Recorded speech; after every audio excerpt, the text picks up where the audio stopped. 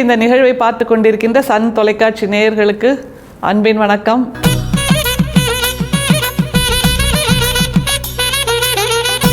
வள்ளல் பெருமான் திரும்ப திரும்ப நம்முடைய வாழ்க்கைக்கான விளக்காக மாறிக்கொண்டிருக்கிறார். ஒவ்வொரு நொடியும் அவருடைய சித்தாந்தங்களால் வெளிச்சமாகி கொண்டிருக்கிறது. மனசில் 1000 கோடி சூரிய பிரகாசம் வந்திருக்கிறது. நிச்சயமாக நம்ம எல்லாரும் நம்மளை பற்றி கேட்டால் என்ன சொல்லுவோம்? நான்லாம் ரொம்ப பெரியவங்க தெரியுமா, எனக்கு இது தெரியும் அது தெரியும், நான் இப்படி ஆக்கும் அப்படி ஆக்கும்னு ஒரு பெரிய பட்டியல் கொடுப்போம்ல. ஈகோ அப்படிங்கிற ஒரு வார்த்தையை வச்சுக்கிட்டு, ஈகோனா அந்த பறந்து போகிற மாதிரி அந்த தன் உணர்வுங்கிறது பறந்து போயிடணும். ஆனால் அப்படி இல்லாமல் அந்த ஈகோவை நம்ம இறுக பற்றிக்கிட்டு இருப்போம். நம்ம யாருமே நம்ம பற்றி சின்னதாக நினைக்க மாட்டோம். நான் இவ்வளோ பெருசு தெரியுமா அப்படிங்கிற ஒரு உயர்வு நவிர்ச்சி தான் நம்மளுடைய அடையாளமாக நம்ம எப்பவும் சொல்லுவோம். ஆனால் வள்ளல் பெருமான் தன்னை மிகச்சிறியேன் அப்படின்னு சொல்கிறாரு. அதுக்கு முன்னாடி அவர் மிகப்பெரியேன்னு சொல்கிறாரு. வள்ளல் பெருமான் தன்னை பெரியேன்னு சொல்கிறாரா? அது எப்படி ஆச்சரியமாக இருக்கே. அவர் தன்னை பற்றி அப்படி டாம்பிகமாக சொல்ல மாட்டாரே அப்படின்னு தோணுதில்ல. அவர் சொல்கிறாரு, தன்னை மிகப்பெரியவன் என்று சொல்கிறார். ஆச்சரியமான ஒரு பாடல் இது. அவர் எல்லாம் துறந்தவர், எளிமையானவர், காட்சிக்கு எளியவர், கடுஞ்சொல் இல்லாதவர், மக்களிடம் அன்பாக பேசியவர், எல்லோருக்குமானவர், இப்படி வளர்ந்து உயர்ந்து விஸ்வரூபம் எடுத்து நிற்கின்ற வள்ளல் பெருமான் தன்னை பெரியேன் என்று சொல்கிறார் என்றால் கொஞ்சம் தூக்கி வாரி போடுதில்லை? அப்படிப்பட்ட பாடலை நாம் அத்தனை பேரும் கேட்டாக வேண்டும். ஏன்னா அதுலேயும் நம்மளை பொருத்தி பார்த்து கொள்ளலாம். ஆமாம், நானும் இப்படித்தான் இருக்கேன் அப்படின்னு நினைப்போம் பாருங்க. அந்த பாடலை கேட்டப்புறம், நாயினும் சிறியேன் ஆயினும் பெரியேன், யாதிர் பெரியேன் தீதிர் பெரியேன், என்னை ஆண்டருளினை என்னை ஆண்டவனே, அம்பலத்தாடல் செய் எம் பெரும் பொருளே. 5389வது பாடல் 6ஆம் திருமுறையில் 4 வரி அதில் புரட்டி போட்டுட்டார் பாருங்க பல விஷயங்களை. முதல்ல நாயினும் சிறியேன் அப்படிங்கிறாரு.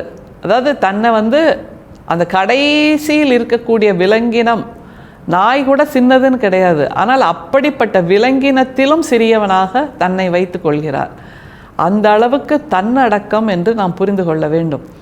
எல்லாம் தெரிந்தவர், ஞானத்தின் உச்சத்தை உணர்ந்தவர் தன்னை சிறியேன் என்று சொல்கிறார் என்றால், இப்படி இன்னமும் சிறியதாக சுருங்க மனசு விரிவாகும், ஞானம் விரிவாகும் என்பதை அந்த ஒற்றை வார்த்தையில், அந்த 2 வார்த்தையில் நம்ம புரிஞ்சுக்கணும். நாயினும் சிறியேன். ஏன்னா அந்த நாய்கிட்ட இருக்கக்கூடிய நன்றி உணர்வு கூட என்கிட்ட இல்லையே அப்படின்ற ஒரு உணர்வு அவரிடம் ஏக்கமாக தொனிக்கிறது. அப்புறம் என்ன சொல்கிறாரு? ஆயினும் பெரியேன் யாதிர் பெரியேன். நாயை விட சிறியவன் தான், ஆனாலும் பெரியவன் அப்படிங்கிறார். அடுத்த வரியிலேயே, அடுத்த வார்த்தையிலே நான் இவங்களெல்லாம் விட பெரியவன் அப்படின்னு ஒரு உயர்வு நவிர்ச்சி சொல்கிறாரு. அந்த ஈகோன்னு சொல்லுவோம்ல, அந்த மாதிரி நான் பெரியவன் தான் அப்படிங்கிறார். அப்போ யாதிர் பெரியேன் அதையும் அவரே கேட்குறாரு. எதை விட நான் பெரியவன்? அடுத்தது சொல்கிறார் பாருங்க, தீதிர் பெரியேன். அதாவது தீது அப்படின்ற தீமை. உலகத்தில் என்னெல்லாம் தீமை இருக்குது? தப்பாக பேசுறது, மற்றவங்களை கேலி பண்ணுறது, மற்றவங்களை கிண்டல் பண்ணுறது, மற்றவங்களை அவமானப்படுத்துறது, மற்றவங்களுக்கு தீங்கு செய்கிறது, திருடுறது, பொய் சொல்கிறது, கொலை, களவு, இப்படியாக தீங்குகள்னால் மிகப்பெரிய பட்டியல் சொல்லிகிட்டே போகலாம்ல. அப்படி சொல்லுகின்ற பட்டியல் எல்லாத்தையும் விடவும் இவர் பெரியவராம், பெரிய தீமையானவளாம். அதுதான் அவர் சொல்கிறாரு. நாயினும் சிறியேன் ஆயினும் பெரியேன், யாதிர் பெரியேன் தீதிர் பெரியேன். தன்னை இருக்கிற தீமைகளிலேயே மிகப்பெரிய தீமையாக ஒருவர் நினைத்து கொள்கிறார் என்றால் எப்படிப்பட்ட மன மாற்றத்தை அவர் கொண்டிருக்க வேண்டும், அதைத்தான் புரிஞ்சுக்கலாம். இந்த தீதிர் பெரியேங்கிற வார்த்தை நம்முடைய கம்பராமாயணத்தில் கைகேயை சொல்வதாக ஒரு வார்த்தை இருக்குது. கைகேயை பற்றி கம்பன் சொல்வதாக மிகவும் அழகான ஒரு பாடல் அது. ஏய வரங்கள் 2இல் ஒன்றினால் என் சேய் அரசாழ்வது, சீதையின் கேழ்வன் போய் வனமாழ்வது என்று புகன்று நின்றால் தீயவை யாவையினும் சிறந்த தீயாள் அப்படின்ட்டு கம்பர் எழுதுகிறார் கைகேயை பற்றி. தீயவை யாவையினும் சிறந்த தீயாள். எந்தெல்லாம் தப்பு, எதெல்லாம் தீமையோ, எதெல்லாம் தீயதோ அது எல்லாத்தையும் விடவும் சிறந்த தீயாளாக கைகை இருக்கிறாள் அப்படின்னு கம்பர் சொல்கிறார்னா, அப்படியாக தீயவற்றிலேயே சிறந்த தீயதாக தன்னை வள்ளல் பெருமான் நினைத்து கொள்கிறார். சரி, இப்படி இருக்கும். இதிலிருந்து மீண்டு வர்றதுன்னா என்ன பண்ணணும், எப்படி வர்றது? அது ஒரு நினைப்பு வரணும்ல. அதற்கான வழியை வள்ளல் பெருமான் சொல்லித்தரார்.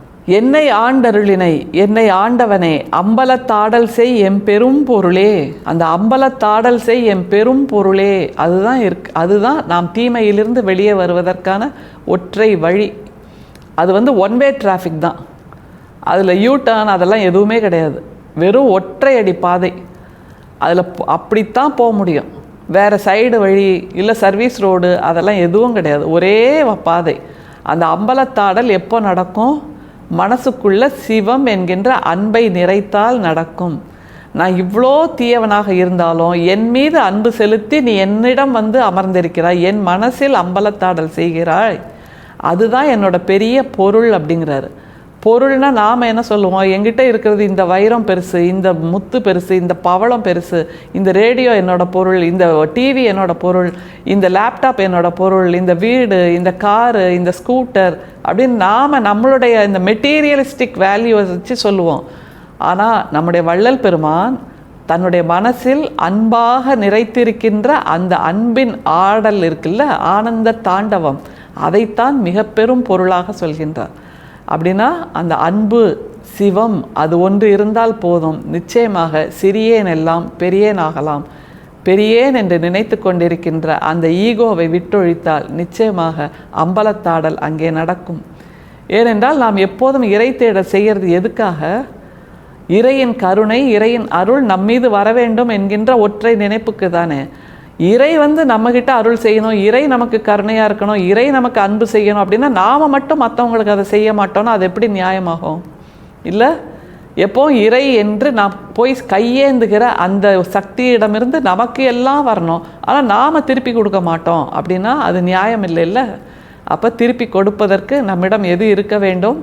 நம்முடைய மனசு என்கின்ற அம்பலத்தில் அன்பு என்கின்ற ஆடல், அந்த ஆனந்த தாண்டவம் நடக்க வேண்டும். அப்படி நடந்தால் அது நம்முடைய வாழ்க்கையின் பெரும் பொருளாக மாறும் என்பதை வள்ளல் பெருமான் இந்த பாடலில் மிக அற்புதமாக சொல்லித் தருகிறார்.